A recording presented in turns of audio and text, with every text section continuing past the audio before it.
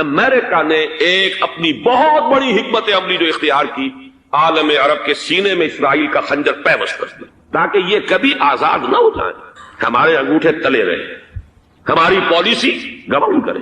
یہ استعمار کا دوسری جنگ عظیم کے بعد جہاں برطانوی استعمار، فرانسیسی استعمار رفتہ رفتہ یہ ہٹنے شروع ہوئے، صدر ناصر نے انگریزوں کو اٹھا کر پھینکا میڈیٹرینین میں اور دوسرے جگہوں سے، الجزائر نے آزادی حاصل کی فرانس سے، اطالویوں سے جو ہے لیبیا والوں نے آزادی حاصل کی، یہ ہو گیا، لیکن ایک خنجر پیوست کر دیا گیا اسرائیل کا سینہ عرب۔ اس صورتحال میں ظاہر بات ہے کہ ایک تو بڑی آئیڈیل پوزیشن تھی کہ پورا عالم اسلام متحد ہو، لیکن وہ تو بہت دور کا خواب معلوم ہوتا ہے۔ علامہ اقبال سے بڑا کوئی نقیب نہیں ہے ملت اسلامی کی وحدت کا، ایک ہو مسلم حرم کی پاسبانی کے لیے نیل کے ساحل سے لے کر تابخا کے کاشغر، لیکن انہیں بھی اپنے لیکچرز میں کہنا پڑا کہ اس وقت جو صورتحال ہے پورے عالم اسلام کی ایک وحدت بن جانا تو تقریباً ناممکن نظر آ رہا ہے، اگر کسی طرح ایک common wealth of Muslim nations وجود میں آ جائے تو بھی بڑی کامیابی ہوگی، لیکن اس سے بھی پہلے یہ تو زیادہ آسان تھا کہ عالم عرب ایک وحدت کی شکل اختیار کرنا۔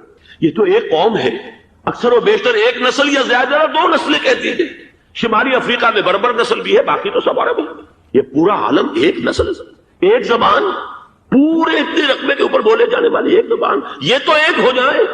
افسوس یہ ہے کہ اس کا ایک ہو جانا ایک شخصیت ابھری تھی جو مذہبی مزاج کی شخصیت تھی، جو دینی مزاج کی حامل شخصیت تھی، اگر اس کی قیادت میں عالم عرب متحد ہو جاتا تو واقعتاً ایک بہت بڑا جو ہے مرحلہ وہ طے ہو جاتا پوری عالمی ملت اسلامیہ کی ایک وحدت اختیار کرنے کا۔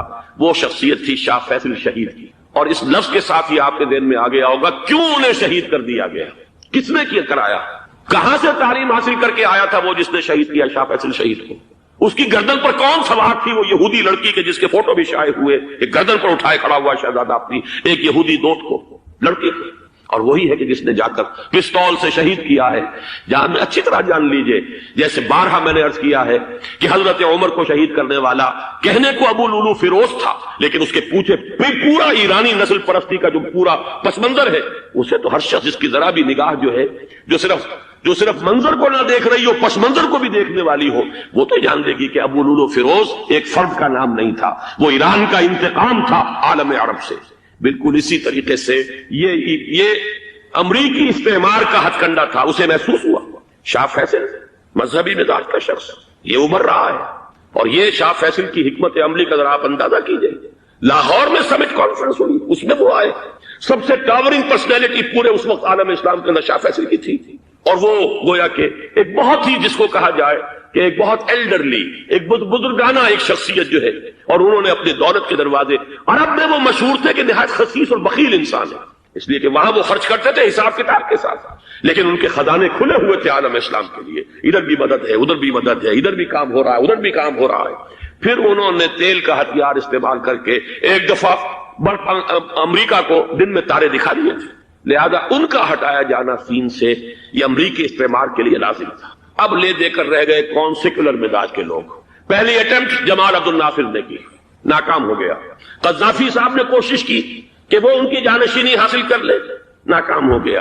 اب ایک تیسری شخصیت صدام حسین کی، ملحد ہے، اسلام سے کوئی سروکار نہیں، باس کا فلسفہ، سیکولرزم پلس عرب نیشنلزم، یہ اصول ہے، لیکن یہ ہے کہ یہ شخصیت ابو بکر ایسی آئی ہے کہ اس سے اس وقت یہ جان لیجئے، میں امریکہ میں بھی عربوں سے مل کر آیا ہوں، سعودی عرب میں بھی اب میں وہ دیکھ آیا ہوں، نوجوان نسل جو ہے عربوں کی، پورا جو دوسرے عرب ممالک ہیں جہاں پر کہ مذہب کا اتنا چرچا ہی نہیں ہے، پورا فلسطینی عرب، جارڈن کے عرب، شامی عرب عوام، وہ سب کے سب صدام کے پیچھے ہیں، اس لیے کہ انہیں نظر آ رہا ہے کہ ایک شخص پھر ایسا پیدا ہو کر سامنے آ گیا ہے جو شاید عالم عرب کو پھر یونائٹ کر دے، اور یہ ہے اصل وہ شے کہ جو امریکہ کے لیے کسی صورت میں قابل قبول نہیں۔ دولت کے یہ ذخائر، خلیج کی یہ دولت، سیال سونا اور اس کے ذخیرے، اور یہ کسی طریقے سے یہ امریکہ کے زیر اثر نہ رہے، یہ ہے وہ شے جو اسے برداشت نہیں ہے۔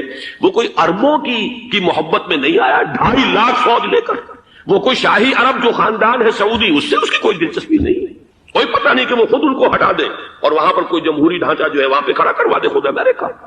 اس لیے کہ سعودی عرب میں دیکھ آیا ہوں، حالات اگرچہ ظاہر بات ہے کہ زیادہ گہرائی میں تو وہاں جانے کا موقع ہی نہیں ہوتا، بہت ہی مستبد حکومت ہے، لیکن صاف نظر آ رہا ہے کہ اس وقت دونوں طبقے نوجوانوں کے جو ہے وہ شاہی خاندان کے شدید خلاف ہو چکے ہیں.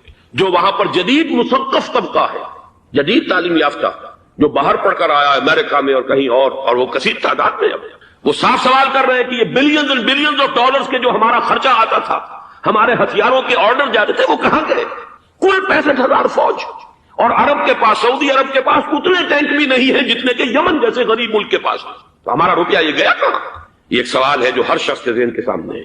اب ہمیں اپنے معاملات کو خود سنبھالنا ہوگا. اسی طریقے سے جو مذہبی طبقہ ہے، اور وہاں ہے بڑی تعداد میں مذہبی طبقہ نوجوان جن میں بڑا جذبہ ہے، اور ان کا وہ جوش جہاد انہیں جہاد افغانستان تک لے کر آیا ہے. سینکڑوں عرب نوجوان یہاں جو ہے شہید ہوئے. اپنے ملک میں تو انہیں بولنے کی بھی کوئی امکان نہیں ہے، لیکن یہاں وہ جذبہ جو اندر اندر پروان چڑھ رہا ہے، وہ جذبہ انہیں لایا ہے، اور افغانستان کی سنگلاخ وادیوں کے اندر انہوں نے جام شہادت نوش کیا ہے. وہ طبقہ بھی شدید مخالف ہو چکا ہے کہ انہوں نے امریکیوں کو بلا کر، ان میں یہودی بھی ہیں، عیسائی تو ہے ہی ہے، یہودی ہیں، یہودی عورتیں ہیں، جو کچھ اب وہاں بے حیائی اور بے پردگی کے مناظر نظر آ رہے ہیں. یہ سرزمین عرب، میں نے امریکہ میں تقریر سنی ہے، اسنا کے جو فائنل ان کا ایک سیشن تھا، اسلامک سوسائٹی آف نارتھ امریکہ، جس میں میں مدعو کیا گیا تھا، اور اسی لیے میں نے یہ سفر کیا تھا. ایک نوجوان نے جو تقریر وہاں پر کی ہے، واقعہ یہ ہے کہ میں حیران رہ گیا اس کی جرأت کا. اس نے کہا کہ حضور نے فرمایا تھا کہ جزیرہ نما عرب میں 2 دین جمع نہیں ہو سکتے، اور آج شاہی خاندان کی صرف اپنی حکومت کو بچانے کے لیے امریکیوں کو اتنی بڑی تعداد میں بلا لیا گیا ہے، جن میں موبائل چرچ بھی ہیں، موبائل سینیگوگز ہیں. یہودی مرد اور عورتیں جو ہے دندناتے پھر رہے ہیں آج عرب کی سرزمین پر. لہذا جو مذہبی طبقہ ہے وہ اس پر شدید رد عمل جو ہے اس کے اندر پایا جاتا ہے. یہ حالات ہیں جو میں آپ کے سامنے چاہتا تھا کہ رکھ دوں. یہ وہ شامت اعمال ہے. ایک طرف یہ کہ وہ شخصیت جو ہے صدام حسین کی، وہ کوئی پسندیدہ شخصیت نہیں، لیکن یہ کہ اس شخصیت کو تقویت دینے والے بھی تو یہی لوگ تھے. انہیں خطرہ تھا ایران کے انقلاب سے کہ کہیں اسی قسم کا کوئی انقلاب ہمارے ہاں نہ آ جائے. لہذا انقلاب ایران کو ایکسپورٹ نہ ہونے دے، اس لیے انہوں نے اسی صدام حسین کو بلینز اور بلینز آف ڈالرز کی مدد دی. آج وہی ہے. عربی کی تو ایک کہاوت بھی ہے، سم من کلبک یا کو، اپنے کتے کو کھلا پلا کے موٹا کرو، کسی روز تمہیں کو کاٹے گا. آج وہ تو انہیں کاٹتا، لیکن یہ کہ اس کا جو علاج تجویز ہوا ہے وہ انتہائی خوفناک ہے. 2.5 لاکھ امریکی وہ استعمار کے پنجے جو بمشکل عالم عرب کے سینے سے جو گڑے ہوئے تھے اس استعمار نے، مشکل ہٹے تھے کہ ایک دم اب وہاں پر خبریں آ رہی ہیں، فرانسیسی بھی آ رہے ہیں، برطانوی بھی آ رہے ہیں، کہاں کہاں سے فوجیں آ رہی ہیں. اور وہاں پر 2.5 لاکھ تو صرف امریکن آرمی کا، اس میں تقریباً 1.5 لاکھ تو پہنچ چکی. اور جو بھی ہوگا وہاں پر، جیسا کہ میں نے عرض کیا ہے، اس قدر خوفناک سین ہے. میں نے بہت سے حضرات واقف ہوں گے، کئی مرتبہ میں نے حوالہ دیا ہے مولانا سید حامد میاں رحمہ اللہ کا. انہوں نے ایک دفعہ مجھے بتایا تھا کہ احادیث میں جو قرب قیامت کے حالات و واقعات کی پیشن گوئیاں ہیں، ان میں یہ ہے کہ وہ جو آخری جنگ ہونی ہے جو کہ دجال کے خلاف ہوگی مسلمانوں کی، اور جس میں کہ حضرت مسیح علیہ السلام کا نزول ہوگا، جس کے سلسلے میں اس سے پہلے ایک جنگ ہوگی بہت خوفناک، بہت خوفناک. اور عجیب الفاظ ان کے یہ تھے کہ اس میں ایک طرف مسلمان اور عیسائی اور یہودی تینوں ہوں گے. یہ بات سمجھ میں نہیں آتی تھی کہ مسلمان اور یہودی ایک جگہ کیسے جمع ہو سکتے ہیں. آج وہ نقشہ نظر آ گیا. آج اسرائیل، امریکہ، سعودی عرب اب یہ ایک ہے. بلکہ چلتے آئیے، مصر، اسرائیل، سعودی عرب اور جو بھی ان کے حواری ہیں وہ سب ایک صف میں کھڑے، اور ان کے اوپر سیادت کس کی ہے؟ امریکہ کی. وہ نقشہ آ گیا. اور اس جنگ کے سلسلے میں مولانا حامد میاں رحمہ اللہ نے مجھے بتایا تھا کہ حدیث میں الفاظ آئے ہیں، اتنے لوگ ہلاک ہوں گے، اتنے لوگ ہلاک ہوں گے، اتنے لوگ ہلاک ہوں گے کہ ایک پرندہ سینکڑوں میل تک اڑتا ہوا چلا جائے گا اور اسے سوائے لاشوں کے اور کچھ نظر نہیں. یہ نقشہ خاکم بدہن تلا ہوا ہے، کھڑا ہوا ہے.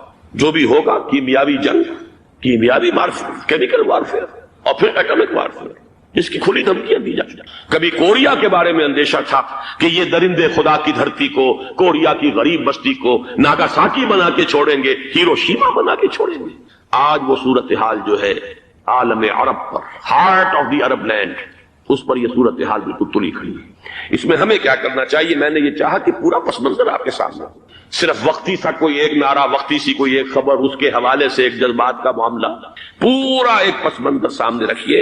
اب وہ آپ کو شاید میری باتیں جو ہے وہ سمجھ میں آ جائیں.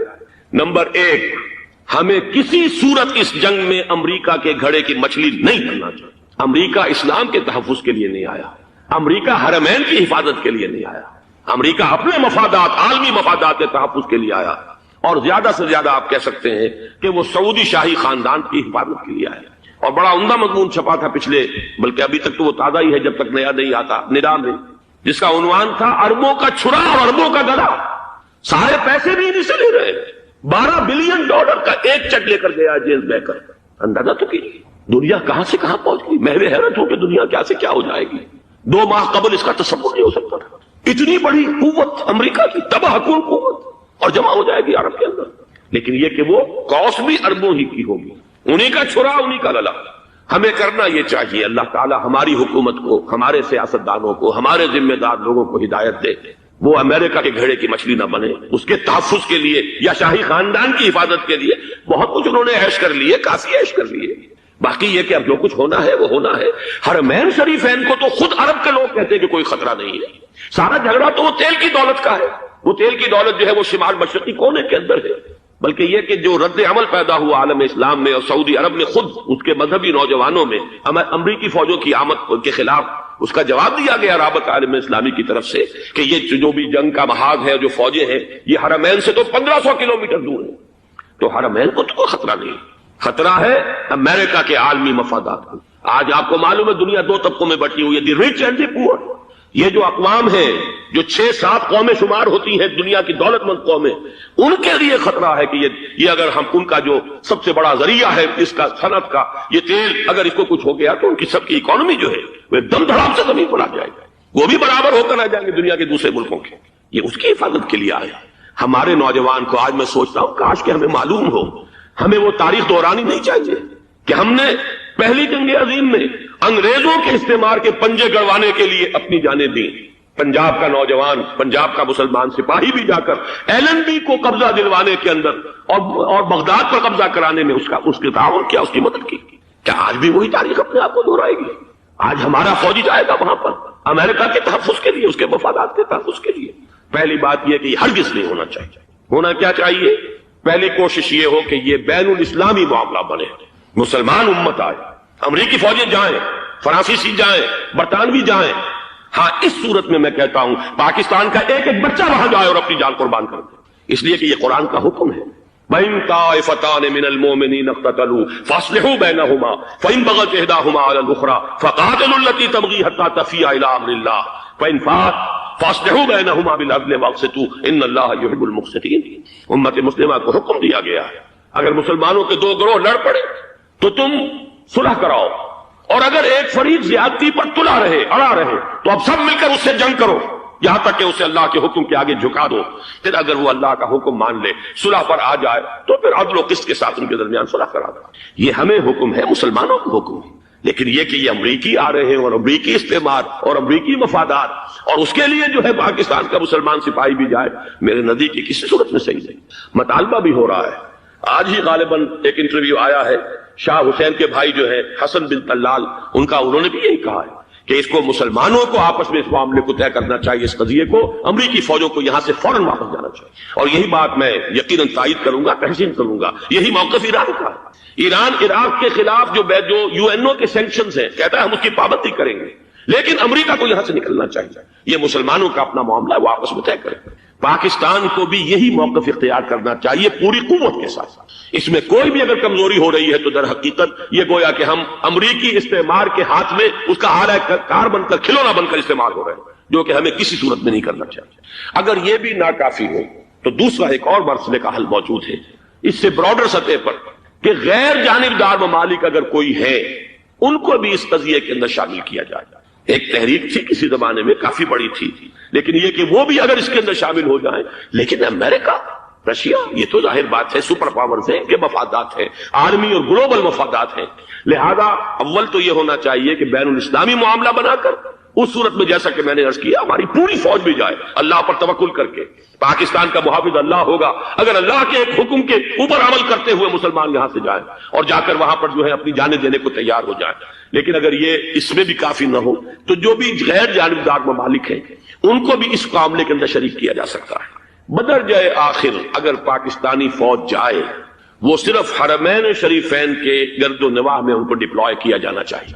اگر خدا نہ خواستہ وہاں پر کوئی آنچ آنے کی شکل پیدا ہو جائے تو اس کی، اے ارض پاک تیری حرمت پہ کٹ مرے ہم، اس کے لیے مسلمانوں کو تیار رہنا چاہیے۔ اس لیے کہ بہرحال جہاں تک ارض پاک کی حرمت کا تعلق ہے وہ ہمارے ایمان کا جز ہے. باقی برطانوی مفادات، امریکی مفادات، صنعتی ممالک کے مفادات یا کسی شاہی خاندان کے مفادات، یہ شاہی خاندان یہ تو گرتی ہوئی دیواریں ہیں، جانا ہے آج نہیں تو کل.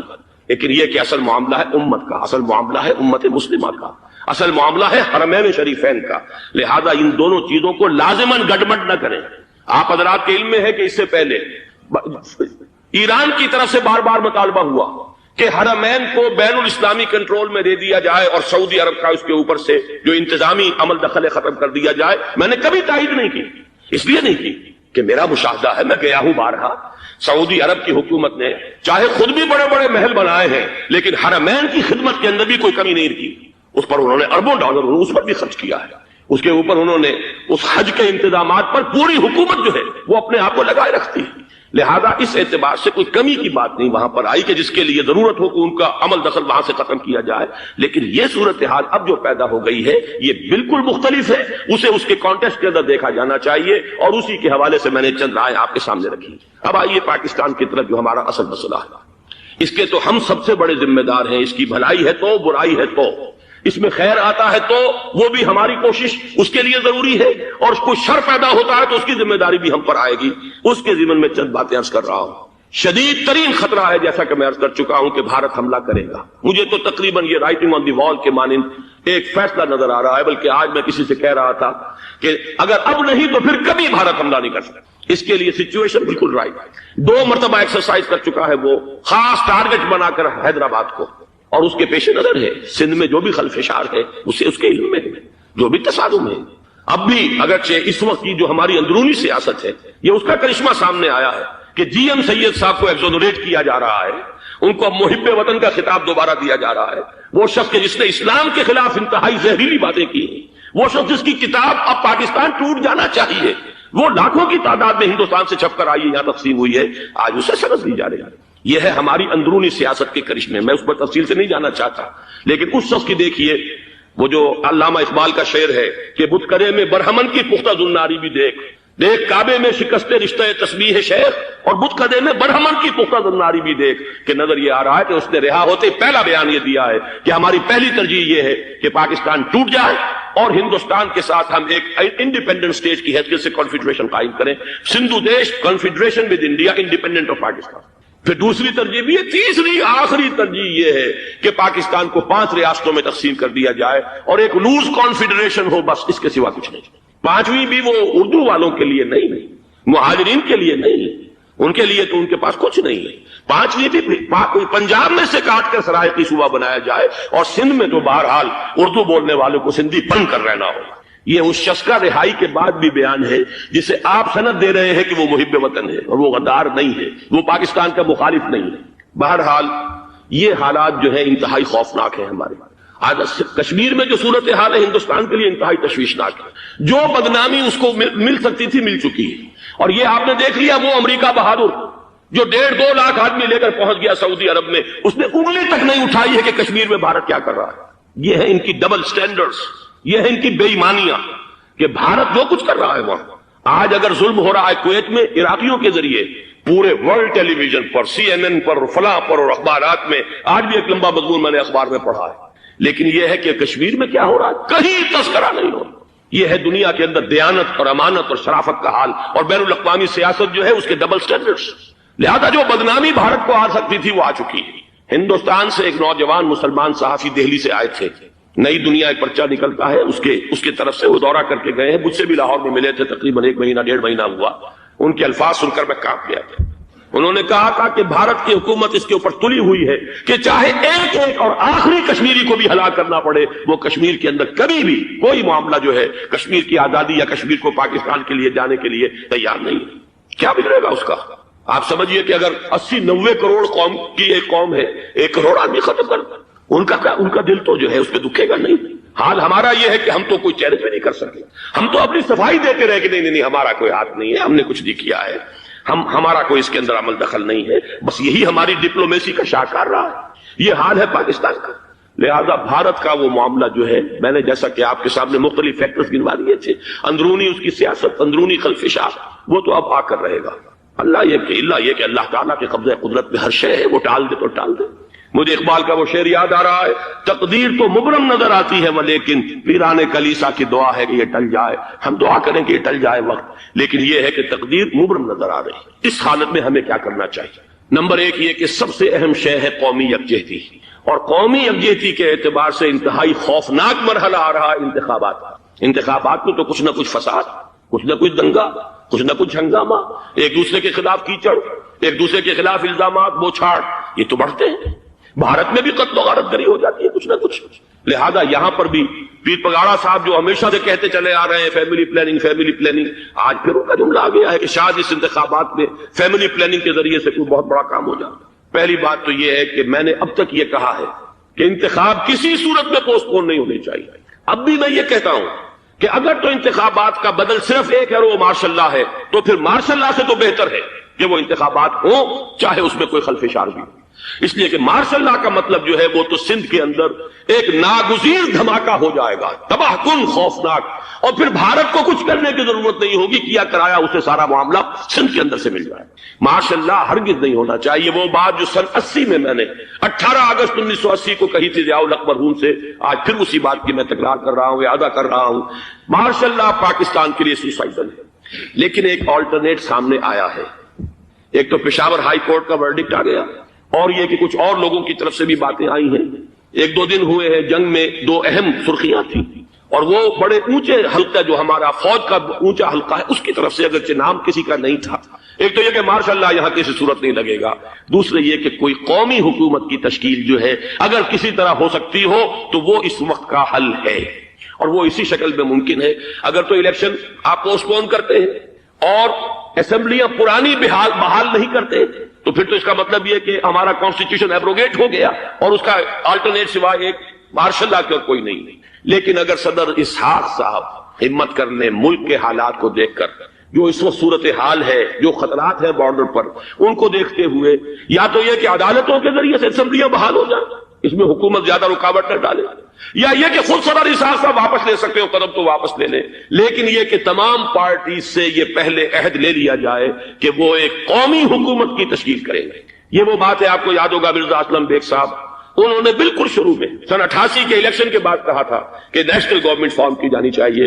اس وقت تو کسی نے دھیان نہیں دیا، پیپلز پارٹی بڑے نشے میں تھی، اس کو خاص طور پر سندھ میں جس طرح کا واک اوور ملا تھا، اس کا ایک نشہ تھا اس کے دماغ پر، اس لیے وہ سوچنے پر تیار نہیں ہوئی۔ لیکن یہ کہ وہ جو ایک فارسی میں کہا جاتا ہے کہ ہر چے دانا کنت کنت نادا لیک وعدس خرابی بسیا۔ میں آپ کو ایک حدیث سنانے چلا ہوں جس میں ایک عجیب نقشہ سامنے آتا ہے کہ یہ مہدی جب ظاہر ہوں گے تو کس طور سے ظاہر ہوں گے، ان کے ظہور کی کیفیت کیا ہوگی، کیف یظہر۔ یہ روایت ہے حضرت ام سلمہ سے رضی اللہ تعالی عنہا، حضور کی زوجہ محترمہ ہیں، فرماتی ہیں ام سلمہ عن النبی صلی اللہ علیہ وسلم قال یکون اختلاف عند موت خلیفۃ، موت خلیفۃ، حضور نے فرمایا ایک خلیفہ کی موت پر اختلاف واقع ہو جائے گا، خانہ جنگی ہو جائے گی، فیخرج رجل من اہل المدینہ حاربا الی مکہ، پھر مدینے کے لوگوں میں سے ایک شخص نکلے گا، بھاگے گا اور جا کر پناہ لے گا اور چھپ جائے گا مکے میں، فیاتیہ ناس من اہل مکہ، پھر اس کے پاس آئیں گے اہل مکہ، مکہ کے لوگ، فیخرجونہ، اور اسے نکالیں گے، جہاں وہ چھپے ہوئے ہوں گے وہاں سے نکالیں گے، وہو کارہ، اور وہ بالکل اس کو پسند نہیں کر رہے ہوں گے، نہ وہ خواہش مند ہوں گے کہ ان کے ہاتھ پر بیعت کی جائے، نہ وہ یہ چاہیں گے کہ وہ میدان میں آئیں اور ان کو جو ہے اپنا لیڈر مانا جائے، وہو کارہ فیبایعونہ بین الرکن والمقام، لیکن لوگ جو ہے پھر اصرار کے ساتھ ان کے ہاتھ پر بیعت کریں گے رکن اور مقام کے درمیان۔ رکن وہ کونا ہے خانہ کعبہ کا جس میں حجر اسود لگا ہوا ہے، اور مقام ابراہیم جو ہے، ان دونوں کے مابین جو یہ علاقہ ہے یہاں پر وہ بیعت ہوگی۔ وَيُبْعَثُ إِلَيْهِ بَعْثٌ مِنَ الشَّامِ، ان کے خلاف ایک لشکر بھیجا جائے گا شام سے۔ نہیں کہا جا سکتا کہ باسی حکومت اس وقت کی جو ہے اس کی طرف سے کوئی مسئلہ اس طرح کا اٹھ کھڑا ہو، اس لیے کہ ابھی تو بہرحال باسی حکومت وہاں ہے۔ فَيُخْصَفُ بِهِمْ بِالْبَيْضَاءِ بَيْنَ مَكَّةَ وَالْمَدِينَةِ، لیکن اللہ تعالیٰ اس لشکر کو مکے اور مدینے کے درمیان وادی بیضاء میں دھسا دے گا، زمین کے اندر پورے کے پورے لشکر۔ فَإِذَا رَأَى النَّاسُ ذَلِكَ، جب لوگ یہ دیکھیں گے کہ اتنی بڑی نشانی ظاہر ہو گئی، أَتَاهُ أَبْدَالُ الشَّامِ وَعَصَائِبٌ مِنَ الْعِرَاقِ فَيُبَايِعُونَهُ، اب شام سے سارے کے سارے جو اولیاء اللہ ہیں وہ بھی آئیں گے، اور عراق سے جوق در جوق لوگ آئیں گے اور ان سے بیعت کریں گے۔ وَيَعْمَلُ فِي النَّاسِ بِسُنَّةِ نَبِيِّهِمْ، پھر وہ عمل کریں گے لوگوں کے مابین، حکومت کریں گے اپنے نبی کی سنت کے مطابق۔ وَيُلْقِي الْإِسْلَامُ بِجَرَانِهِ، اور اسلام اپنی گردن زمین پر ٹکا دے گا۔ وَالْأَرْضَ، فی الارض، زمین میں، فَيَلْبَسُ 7 سنین، پھر وہ 7 برس تک حکمران رہیں گے۔ ثم يتوفى، پھر ان کا انتقال ہوگا۔ وَيُصَلِّي عَلَيْهِ الْمُسْلِمُونَ، اور مسلمان ان پر نماز پڑھیں گے۔ یہ جو میں نے آپ کے سامنے نقشہ کھینچا ہے، اس سے اب میں ایک نتیجہ نکالتا ہوں، اسے بھی میرا گمان کہیے، اختلاف بھی کر سکتے ہیں آپ، اگر اس کو وزنی سمجھے قبول بھی کر سکتے ہیں۔ وہ یہ ہے کہ میرے نزدیک ان کے ظہور کا وقت قریب ہے، اور اس کی تھوڑی سی بات میں مجھے معلوم ہوا کہ جین ڈکسن غالباً نام ہے امریکن اس کا، جس نے یہ پیشن کوئی خبر دی تھی کہ 1962 میں عالم عرب میں ایک بچہ پیدا ہوا ہے کہ جو وہاں کا نقشہ بدل کر رکھ دے۔ یہ جین ڈکسن کی غالباً پیشن گوئی۔ بہرحال مجھے اس کی پیشن گوئی سے کوئی دلچسپی نہیں ہے، میں تو جو احوال دیکھ رہا ہوں، یعنی اسرائیل کا قائم ہو جانا، اور اس کے بعد اب یروشلم کا مسلمانوں کے ہاتھوں سے نکل جانا، اور اب گویا کہ وہ الملحمۃ العظمیٰ جو ہے تلی کھڑی ہے، کسی بھی وقت جو ہے یہ جو ہے وہ لاوا پھٹ سکتا ہے، آتش فشاں پھٹ سکتا ہے۔ تو یہ تمام حالات ایسے ہیں کہ جن کی وجہ سے میں سمجھتا ہوں کہ ایک تو جو قرآن مجید کے اشارات میں نے آپ کو بتائے، 14 صدیاں، 14 دن میں چاند کا پورا ہونا، والقمر اذا اتسق، 14 دن میں 14ویں کا چاند۔ اسی طرح اب یہ 14 صدیوں کے بعد یہ صدی جو 15ویں صدی ہے، یہ در حقیقت ظہور امام مہدی کی صدی ہے۔ سب سے بڑی جنگ، تاریخ انسانی کی عظیم ترین جنگ جو اس کی خبر دی گئی ہے، اور کوئی عجب نہیں کہ اس صدی کے خاتمے سے پہلے پہلے وہ جنگ بھی واقع ہو جائے۔ اسی طریقے سے خاص طور پر سابقہ امت مسلمہ بنی اسرائیل یہود 2000 برس سے بے گھر تھے، بے خانمہ، برباد، ڈائسپورا، کوئی گھر نہیں، کوئی ملک نہیں، در بدر کی ٹھوکریں کھانے والی قوم۔ اس صدی میں اسے گھر ملا ہے، ملک۔ اس صدی کا بالکل آغاز تھا 1919 بالفور ڈیکلریشن۔ اس صدی کے آغاز ہی سے ان تمام واقعات کے جو ہے سلسلے شروع ہو گئے۔ بالفور ڈیکلریشن میں طے کیا گیا تھا کہ فلسطین پر ان کا حق ہے، اور وہاں انہیں آباد ہونے کے لیے سہولتیں فراہم کی جائیں گی۔ 1919 میں اس کام کا آغاز ہوا، 1948 میں 30 برس سے کم مدت میں وہ ملک وجود میں آ گیا۔ تو کوئی عجب کی بات نہیں ہے، کوئی تعجب کی بات نہیں کہ اب اسرائیل سے گریٹر اسرائیل تک، عظیم تر اسرائیل تک بھی اسی صدی میں پیش قدمی ہو جائے۔ چوتھی بات یہ ہے کہ یہی صدی ہے جس میں خلافت اسلامیہ کا خاتمہ 1924۔ یہ ذہن میں رکھیے کہ یہ خلافت وہ خلافت نہیں تھی جس کو ہم خلافت راشدہ کہتے ہیں، یا جو خلافت علی منہاج النبوہ ہے اس حدیث کی روح سے جو ابھی میں نے آپ کو سنائی، تاہم خلافت تھی، نام تو تھا۔ جیسے ہم نام کے مسلمان ہیں ایسے ہی نام کی خلافت بھی تھی۔ بہرحال علامہ اقبال نے جو فریاد کی کہ چاک کر دی ترک ناداں نے خلافت کی تباہ، سادگی اپنوں کی دیکھ اوروں کی عیاری بھی دیکھ۔ یہ کچھ اور تھے پیچھے جنہوں نے اس خاتمہ کروایا خلافت کا، یہ وہی فری میسنری، زائنزم، برطانیہ، یہ قوتیں پیچھے تھے۔ لیکن یہ کہ جادو وہ جو سر چڑھ کر بولے کروایا ایک مسلمان کے ہاتھ، مصطفیٰ کمال پاشا کے ہاتھ۔ چاک کر دی ترک ناداں نے خلافت کی تباہ، سادگی اپنوں کی دیکھ اوروں کی عیاری بھی دیکھ۔ مقصد بھی حاصل کر لیا، الزام بھی اپنے اوپر نہیں آنے دیا۔ لیکن میں جو عجائبات اس صدی کے آپ کو گنوا رہا ہوں، اس کے اعتبار سے اسے بھی ناقابل قریب، ناقابل قیاس نہ سمجھیے کہ اس صدی کے خاتمے سے پہلے پہلے پھر دوبارہ خلافت کا نظام قائم ہو جائے۔ جب یہ سب کچھ ہو سکتا ہے جو اس صدی میں ہوا ہے، تو آخر یہ باتیں کیسے محالات عقلیہ میں سے شمار بتائیں گے؟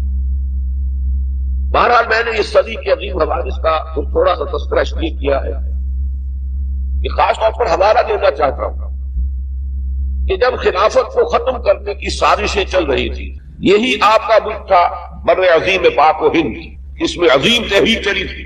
پوری دنیا میں کہیں اور کوئی تحریک نہیں تھی، کہیں کوئی احتجاج نہیں تھا۔ پورے دنیا میں کسی دوسرے مسلمان ملک میں ترکوں کی ہمدردی میں اور ترکوں کی موافقت میں کوئی بات کبھی نہیں کہی گئی۔ پورا عالم عرب تو ویسے ہی ترکوں کا دشمن ہو چکا تھا، انگریزی استعمار نے قومی نفرت کے بیج بو دیے، لیکن یہ کہ بقیہ بھی تو پورا عالم اسلام ہے۔ عالم عرب تو اس ملت اسلامیہ کا 1/5 بھی نہیں ہے، باقی 4/5۔ اس میں نوٹ کر لیجئے صرف یہ بر عظیم پاک و ہند ہے کہ جس میں تحریک چلی، تحریک خلافت۔